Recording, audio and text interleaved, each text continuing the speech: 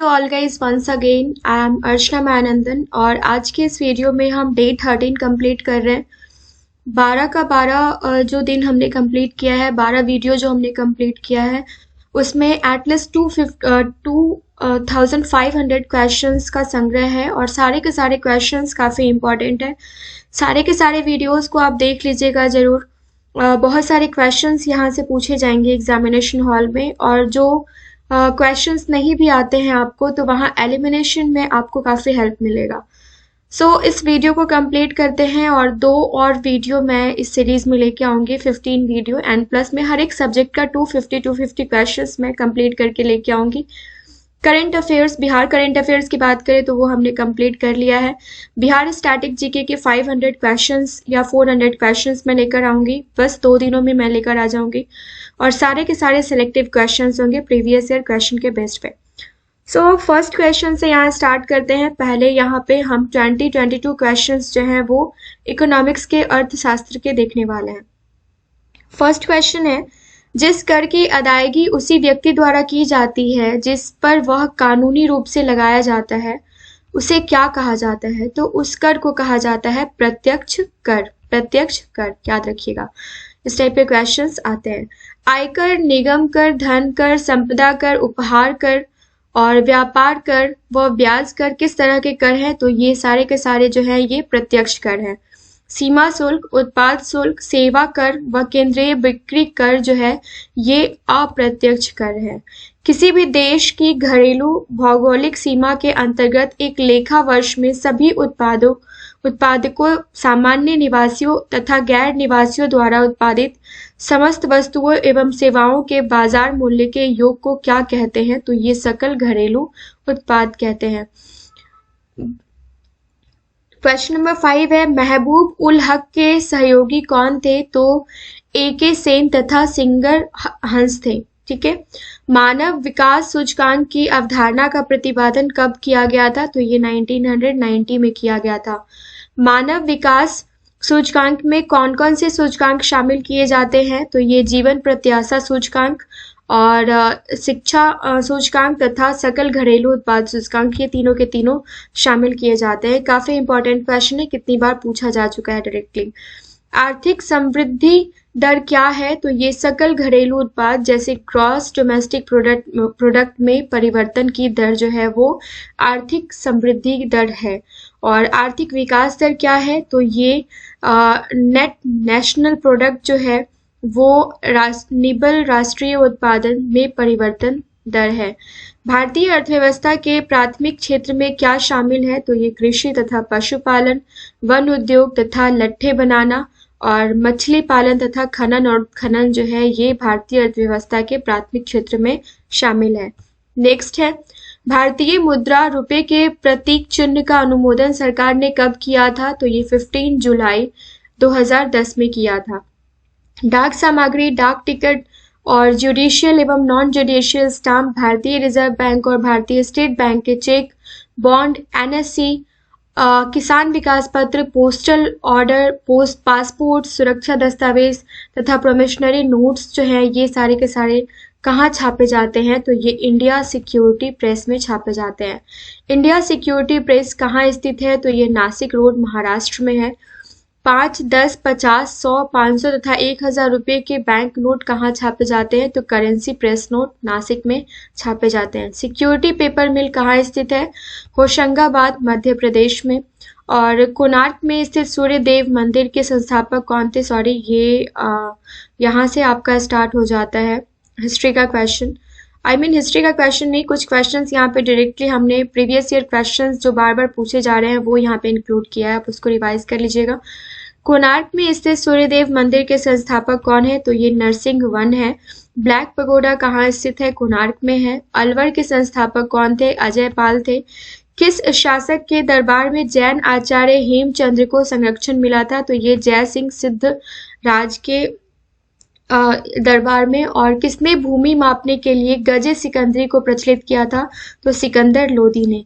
किस मुस्लिम शासक ने सिक्कों पर लक्ष्मी देवी की आकृति बनवाई थी? तो ये मोहम्मद गौरी ने। नेक्स्ट क्वेश्चन है, भारतीय गणराज्य का पहला पूर्णकालिक बजट कब प्रस्तुत किया गया था? तो ये 1950 से लेकर 1951 तक। देश में किन प्रधानमंत्रियों को स्वयं बजट प्रस्तुत करने का श्रेय हासिल है? तो ये पंडित जवाहरलाल नेहरू, इंदिरा गांधी और राजीव गांधी को ये प्रधानमंत्रियों को बजट प्रस्तुत करने का श्रेय हासिल है। देश में शून्य आधारित बजट प्रस्तुत करने की परंपरा किसने डाली थी? तो ये राजीव गांधी ने डाली थी। और देश में आज तक वित्तीय मंत्रालय का कार्यभार संभालने वाली एकमात्र महिला कौन रही? तो ये इंदिरा गांधी। ब्रिटिश पूर्व भारत में किस शासक ने घाटे के बजट को अपनाया? तो ये मोहम्मद बिन तुगलक। काफी इंपॉर्टेंट क्वेश्चन है। कार्य या परिणाम या लक्ष्यों की प्राप्ति के आधार पर सृजित बजट कहा जाता है? तो ये निष्पादन बजट कहा जाता है। पूंजीगत प्राप्तियों एवं पूंजीगत भुगतानों को किस बजट में सम्मिलित किया जाता है? तो ये पूंजी बजट में सम्मिलित किया जाता है। और किस बजट के अंतर्गत किसी भी विभाग द्वारा, संगठन द्वारा प्रस्तावित व्यय की प्रत्येक मद को बिल्कुल नई मद मान लिया जाता है? तो ये शून्य आधारित बजट में। बजट का वह रूप क्या कहलाता है जिसमें बजट को लिंग विशेष के आधार पर तैयार किया जाता है, या बजट में लिंग विशेष के लिए अलग से बजटीय प्रावधान किया जाता है? माफ कीजिएगा, तो इसको कहते हैं जेंडर बजट। रजिया बेगम को मारने में किसका हाथ था? तो ये बहराम शाह का था। और ये किनकी बेटी थी? आप मुझे कमेंट सेक्शन में बताइए। जवाबित किससे संबंधित है? तो ये राज्य कानून से संबंधित है। क्वेश्चन है, रिफ्ट घाटी झीलों का निर्माण किस प्रक्रम द्वारा होता है? तो ये पटल विरूपण द्वारा होता है। दुग्ध उत्पादन में किस देश का प्रथम स्थान है? तो ये भारत का प्रथम स्थान है। और रिहंद बांध किस नदी की सहायक नदी पर बनाया गया है? तो ये सोन नदी की सहायक नदी पर बनाया गया है। सतत और सही दिशा की रेखा के गुणधर्म को बनाए रखने के लिए किस प्रक्षेप का उपयोग किया जाता है? तो ये मार्केटर का उपयोग किया जाता है। और निम्नलिखित में से किस एक की ऊंचाई औसत समुद्र तल से सबसे अधिक है? तो अनाईमुड़ी की। निम्नलिखित में से कौन द्वितीयक प्रदूषक है? तो ये ओजोन है। और बीकानेर नहर किस नदी से निकलती है? तो ये निकली है, तो ये सतलुज नदी से निकली है। निम्नलिखित झीलों में से किसको अभी हाल ही में राष्ट्रीय झील संरक्षण परियोजना के अंतर्गत सम्मिलित किया गया है? तो ये ऊटी झील को। और निम्नलिखित में से कौन सी नदी रिफ्ट घाटी से होकर बहती है? नर्मदा नदी। मीठे पानी की कल्पसर परियोजना अवस्थित है गुजरात में। और किस मृदा को कम सिंचाई की आवश्यकता होती है? तो काली मृदा को। सबसे छोटा दिन किस तिथि को होता है? 23 दिसंबर को होता है। और निम्नलिखित में से कौन सा अम्ल वर्षा के लिए प्रमुख रूप से उत्तरदायी है? तो कारखानों से निकला हुआ धुआं। महासागर में ऊंची जल तरंगे किससे उत्पन्न होती हैं? तो चंद्रमा से। और शुष्क भूमि के लिए सर्वाधिक उचित फसल कौन सी है? तो ये मूंगफली है।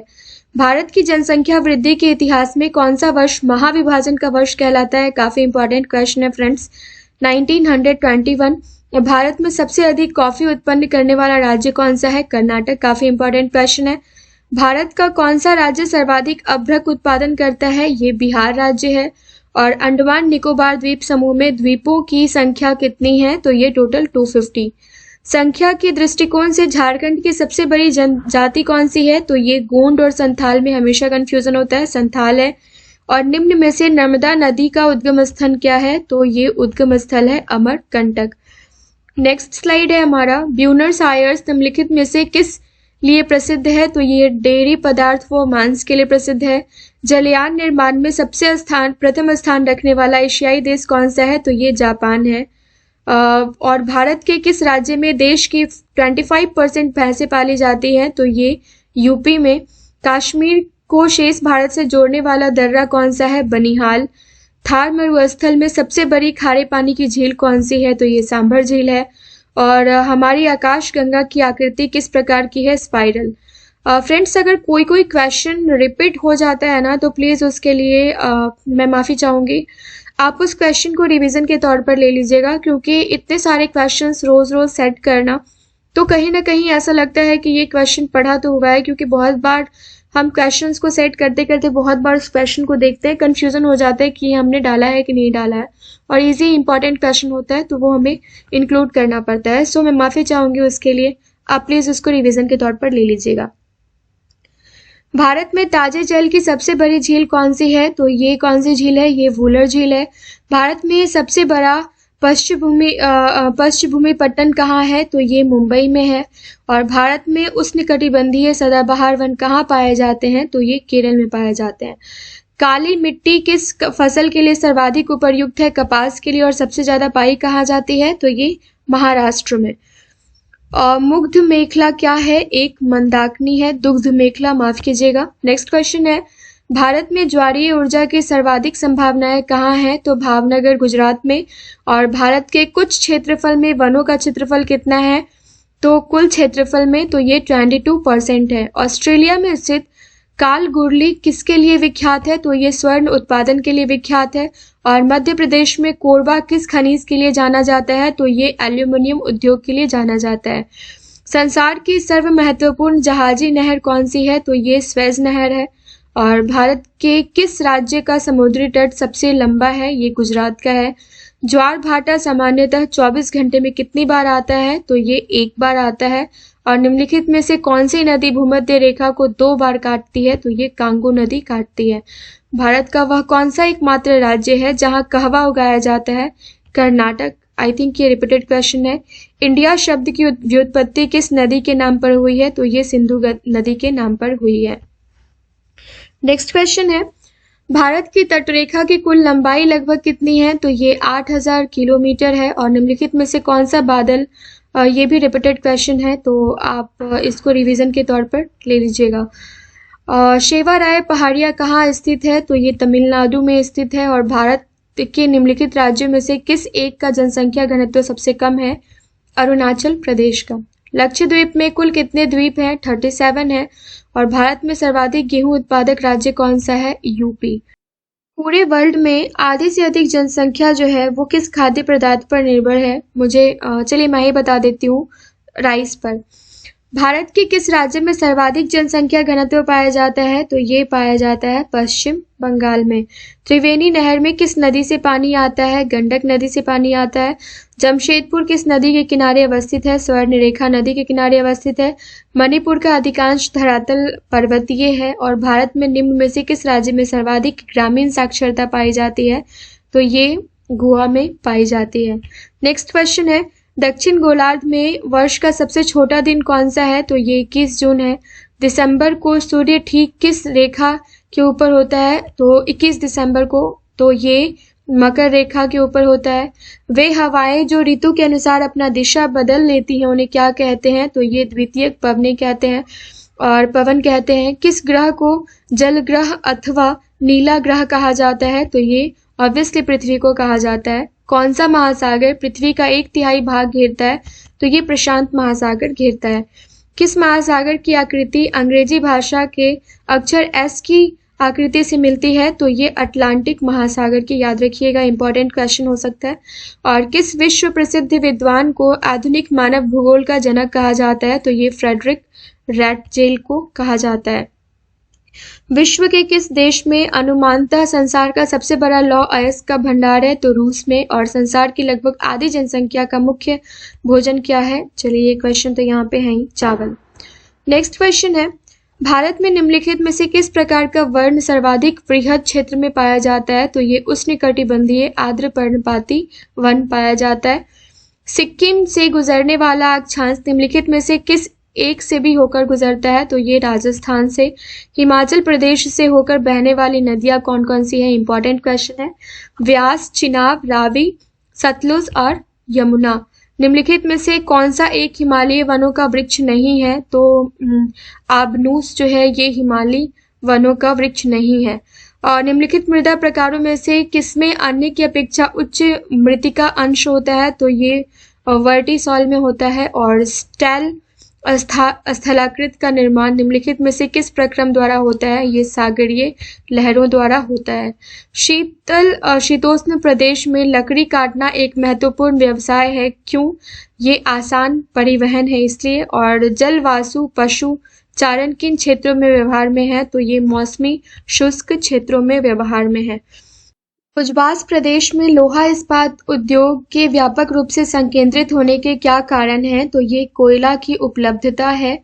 और नेक्स्ट क्वेश्चन है हमारा, कि जंगली गधों का अभयारण्य कहाँ है, तो जंगली गधों का अभयारण्य कहाँ है, तो ये कहाँ है, ये है गुजरात में। नेक्स्ट है, दीर्घ रेडियो तरंगे पृथ्वी की किस सतह से परावर्तित होती है, तो ये आयन मंडल से। और निम्नलिखित में से कौन सा एक अन्य तीनों की तुलना में अधिक सूर्य के प्रकाश को परावर्तित करता है, तो ये नवपात हिम से आच्छादित भूमि। सदाबहार वन पाए जाते हैं विषुवतीय क्षेत्र में। निम्न में से किसे भूमध्य सागर की कुंजी कहा जाता है, तो जिब्राल्टर जल संधि को। और गोवा की राजधानी पणजी निम्नलिखित में से किस नदी के किनारे है, मांडवी। रिपीटेड क्वेश्चन है।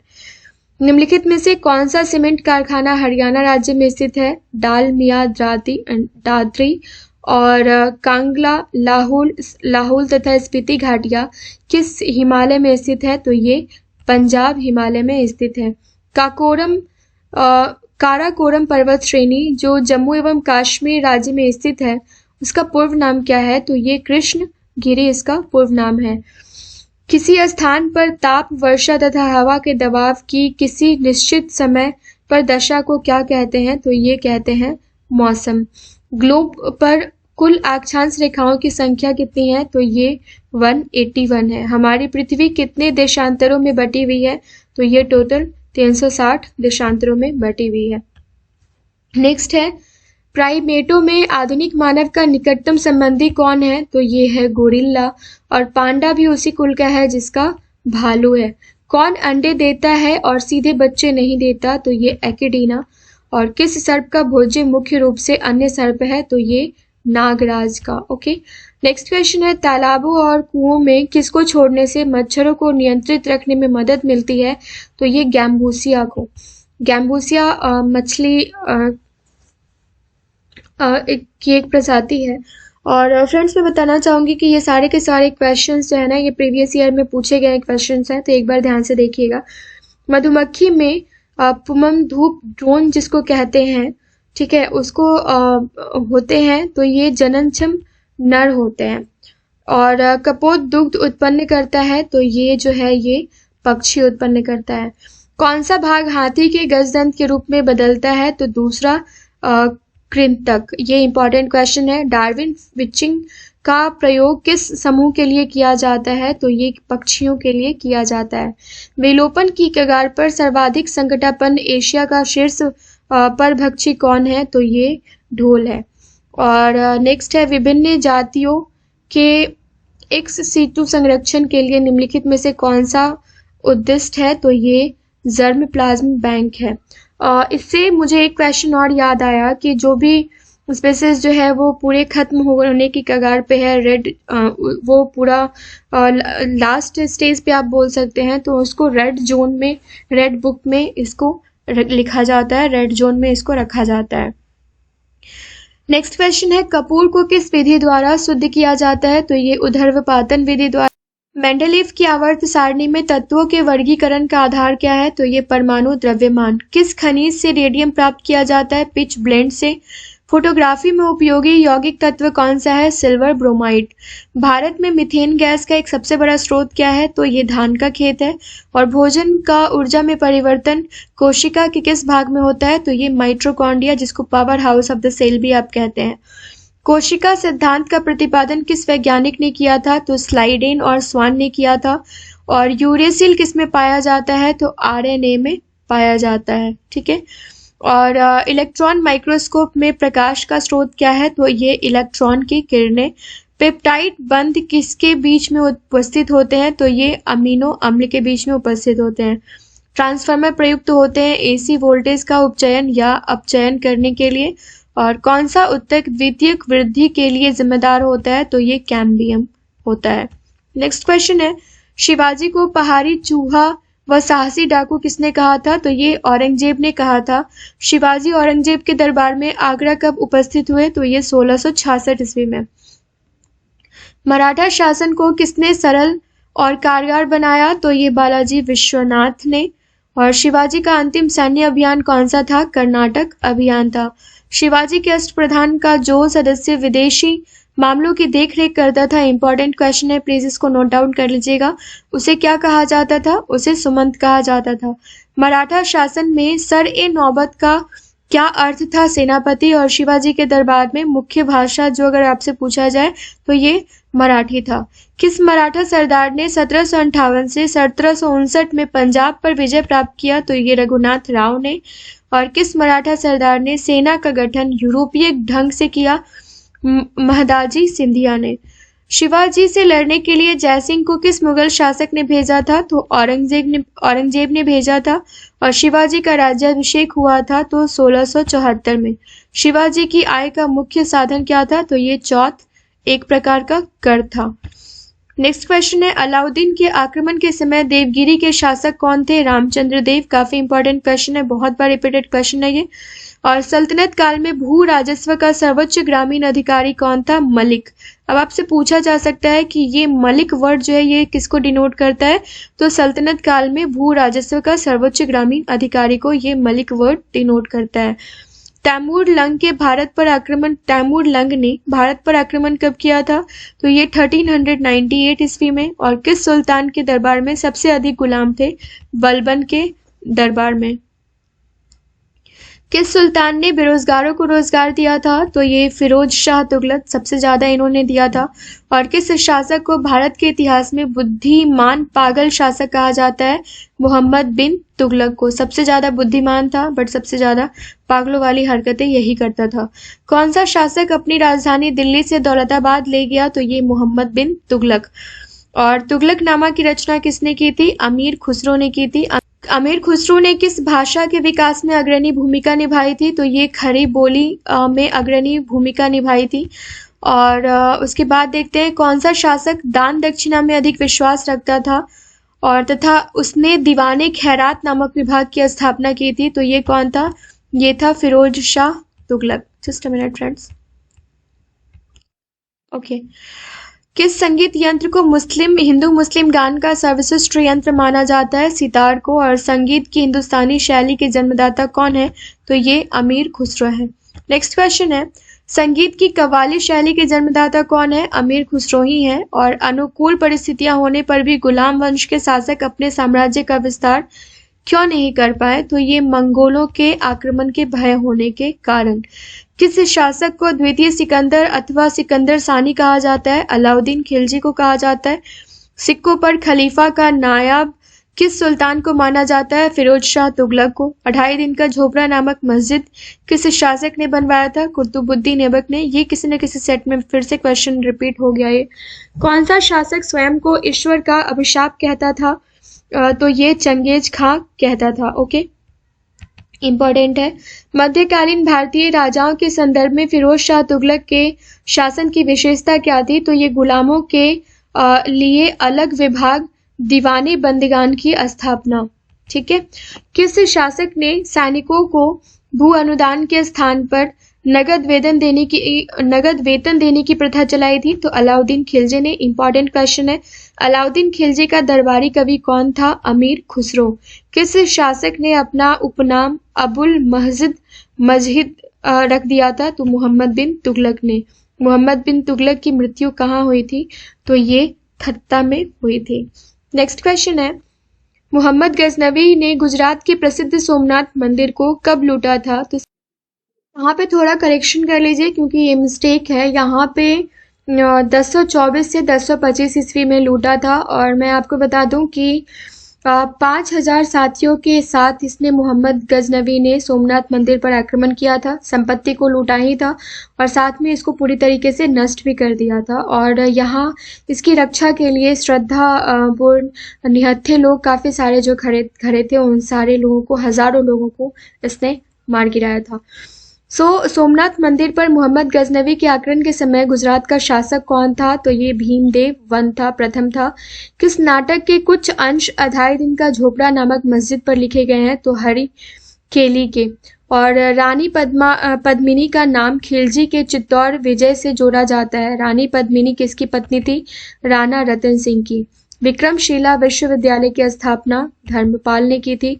गीत गोविंद जयदेव की रचना है। जयदेव किसकी सभा को अलंकृत करते थे? तो लक्ष्मण सेन के।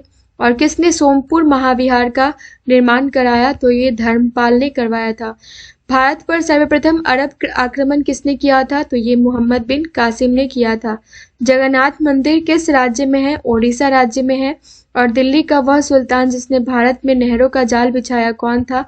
फिरोज शाह तुगलक था। किसके कहने पर अलाउद्दीन खिलजी ने सिकंदर के समान विश्व विजय की योजना को ठुकरा दिया? तो ये अलाउक मुल्क के कहने पर। नेक्स्ट क्वेश्चन है, गवर्नर द्वारा जारी किया गया अध्यादेश किसके द्वारा मंजूर किया जाता है? यहाँ से क्वेश्चंस जो हैं ये पॉलिटी के क्वेश्चंस हैं फ्रेंड्स। विधानमंडल द्वारा। सारे के सारे क्वेश्चंस काफी इंपॉर्टेंट है। सर्वोच्चतम न्यायालय ने किस मुकदमे में यह बनाए रखा कि प्रस्तावना संविधान का भाग नहीं है? तो ये बेरुबारी केस में। उच्चतम न्यायालय अपने दिए गए फैसले पर पुनर्विलोकन कर सकता है, किस अनुच्छेद के अधीन करता है? तो ये आर्टिकल 137। फाइनेंस कमीशन वित्त आयोग की नियुक्ति कौन करता है? तो ये राष्ट्रपति करते हैं। और भारत का कंसोलिडेटेड फंड का नियंत्रण पर्यवेक्षण कौन करता है? तो ये संसद के द्वारा किया जाता है। लोकसभा के स्पीकर का चुनाव लोकसभा सदस्यों द्वारा ही किया जाता है। और संसद के दोनों सदनों की संयुक्त बैठक की अध्यक्षता कौन करता है? तो लोकसभा अध्यक्ष करते हैं। ऑल इंडिया सिविल सर्विसेज के सदस्यों की नियुक्ति कौन करता है? तो ये राष्ट्रपति करते हैं। फिर संसदों के दोनों सदनों की सम्मिलित बैठक कब बुलाई जाती है? ऐसे बिल पर विचार और विमर्श करने के लिए इस सभा को बुलाई जाती है, उसे पारित करना जिस पर दोनों सदनों में मतभेद हो। ओके। कार्यकाल पूर्ण होने से पूर्व भारत के राष्ट्रपति को उनके पद से कौन हटा सकता है? तो संसद द्वारा महाभियोग लगाकर। इससे पहले हमने राष्ट्रपति और उपराष्ट्रपति के काफी सारे क्वेश्चंस कंप्लीट किए हैं। नेक्स्ट क्वेश्चन है, कौन सा कार्य राज्यसभा के सदस्य ही कर सकते हैं? तो राज्य सूची के किसी विषय को राष्ट्रीय महत्व की घोषणा करना और महत्व का घोषणा करना। और राज्यसभा के सदस्यों का कार्यकाल कितने वर्ष का होता है? तो ये 6 वर्ष का होता है। क्वेश्चन है, उपराष्ट्रपति को पद से हटाने के लिए संकल्प किसके द्वारा पेश किया जाता है? तो ये राज्यसभा के द्वारा पेश किया जाता है। और पंचायती राज से संबंधित संविधान के 73वें संशोधन विधेयक पर अपनी सम्मति किस समिति ने प्रकट की थी? तो ये समिति कौन सी थी? ये संयुक्त संसदीय समिति थी। भारतीय संविधान की मुख्य प्रस्तावना क्या है? तो ये विचार, अभिव्यक्ति, विश्वास, आस्था और उपासना है। संविधान के किस अनुच्छेद में संसद को संविधान में संशोधन करने का अधिकार प्रदान किया गया है? तो आर्टिकल 368 में। संविधान में संशोधन किससे नहीं किए जा सकते? तो ये जनमत संग्रह से नहीं किए जा सकते।